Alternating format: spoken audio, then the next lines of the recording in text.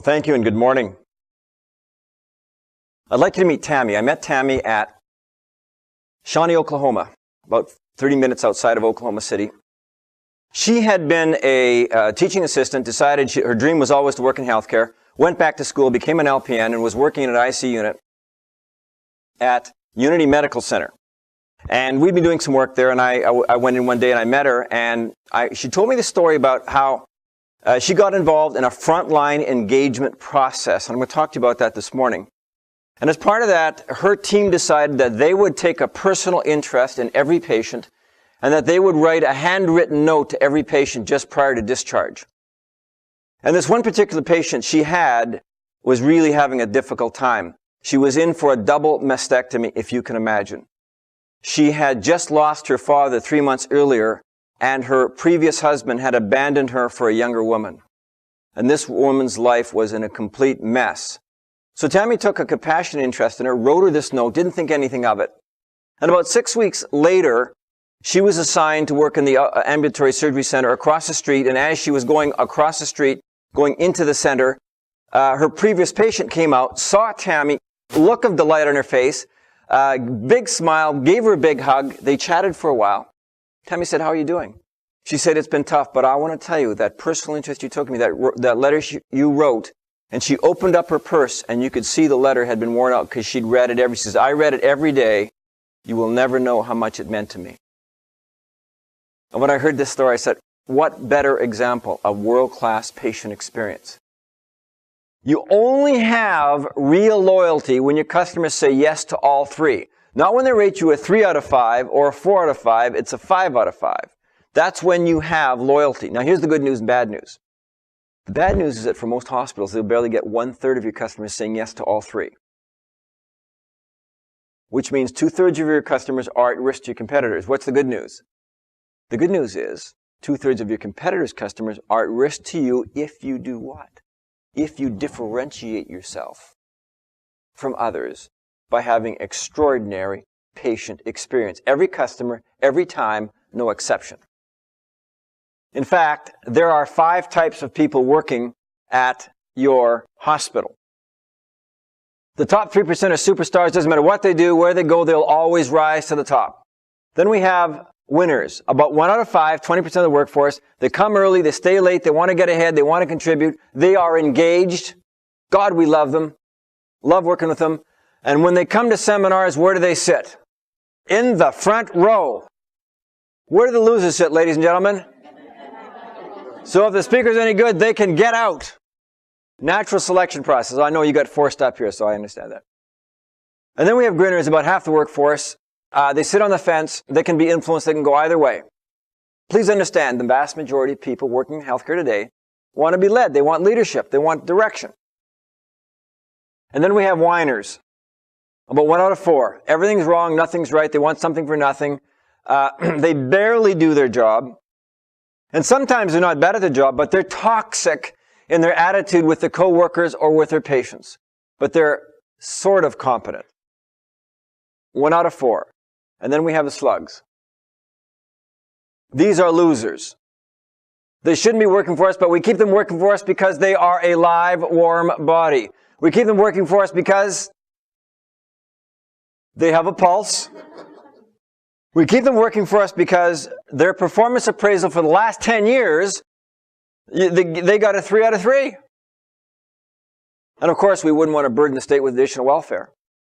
You know what the biggest argument is? Managers say, well, I don't want my staff to have to work short. But I have done focus group after focus group after focus group. What did staff say? We'd rather work short than work with these losers. Now, do I believe human beings are losers? No, I believe that we're all children of God. Just we have some people that don't act like children of God. I had one manager at a hospital in Bakersfield, California, said to me one time, said, "Brian, my people are excellent. They just don't act excellent." Well, what are you getting paid for? To act excellent. This is not pretend. This is the real world. We're looking after human beings here. On a scale of 1 to 10, this comes from my friend Jim Bobby. On a scale of 1 to 10, how good are we at developing a plan or strategy? Not bad. You get a boardroom, you get a flip chart, you might have a consultant, you throw a bunch of ideas, you give it a sexy name. We are so good at strategy. Oh man. On a scale of 10, we're a 9. Then how good are we at planning the implementation? When you had a science project that had to be completed by May 8th when you were in grade 7, when did you do the science project? May 7th. What time? At midnight. Not me. I got up in the morning at 4 when I was fresh. Has anything changed since we were kids? Not much. You know, our behavior stayed. Is anybody, by the way, worried that someone's going to find out that you're not really an adult and you have no idea what you're doing and you're just wearing dad's suit and you're just guessing at this stuff? Anybody besides me worried that you're going to be found out that you're a fraud? Yes, I know exactly how you feel. So planning, we're not quite as good. And then execution, how good are we? Well, we take this concept and we go to the front line and we say, here. And they say, excuse me, you didn't talk to us about. What are you talking about? We're too busy anyways. You're still trying to do that last thing you asked me to do that you forgot about 6 months ago. So how good are we at execution, folks? Not very good. Care and feeding. Actually supporting the initiative we started. Because does it always work right the first time? Or does it ever work right the first time? No, we're riding off to the sunset, on to the next thing. But I'm going to ask you a question. Is patient satisfaction ever going to go away? No. Is the need for high employee morale and engagement ever going to go away? No. In fact, it's getting even more important. I want you to think about the key factors in success. Whether it's about attitude or skill, whether it's a tangible or intangible. So this is an example of a list of top inpatient dissatisfiers. So you tell me, say it out loud, skill or attitude. Wait time for test of treatment. Is that about skill or attitude? Can't hear you. Can't hear you. This is not a theoretical issue here, folks. Number 2, response to concerns and complaints, skill or attitude. Staff addressed emotional needs, skill or attitude. That's an easy one. Temperature of the food. Really? No, you think about it, it should be about tangible, right? But the meal's sitting there, the patient can't feed themselves, it's sitting there for an hour and a half, and nobody's bothered to feed the patient. Or nobody's bothered to make sure it got arrived on time when it's hot. It's respect. Physician kept you informed. Can't hear you. Pleasantness of the room decor. Well, we might give that one a little bit of a tangible thing. But on the other hand, do we have anything to do with it? You got an old building, not much you can do, but yeah, staff concern for your privacy.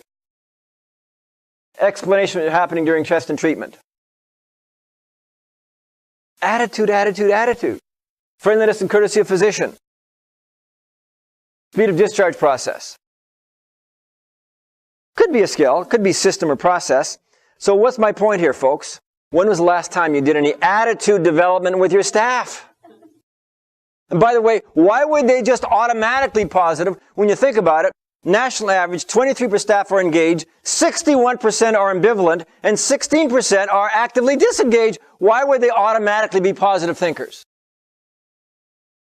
You want to focus on service recovery. It just has a tremendous empowering impact. I'll tell you, you take the most cynical whiner in the world, and you let them feel good from practicing service recovery once, watch what happens. Because up to that point, they were powerless and a victim.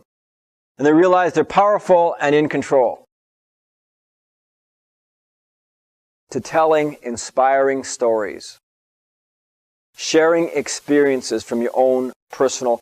You know, how many stories are there every year of staff that go above and beyond and they do these superhuman, wonderful, compassionate things? And they never get recognized for it. I remember just at the time of Katrina, I came out to a hospital in Florida, and I heard the story about a patient from New Orleans that had been transferred here, as all patients were out of the state, and a nursing aide went down to introduce herself to this older lady, and she said, "If there's ever anything I can do for you, you call me." So she was there for about a month and was getting transferred to Dallas, and called the nursing aide and said, "You know, I haven't had my hair done in a month. Could you get my hair done?"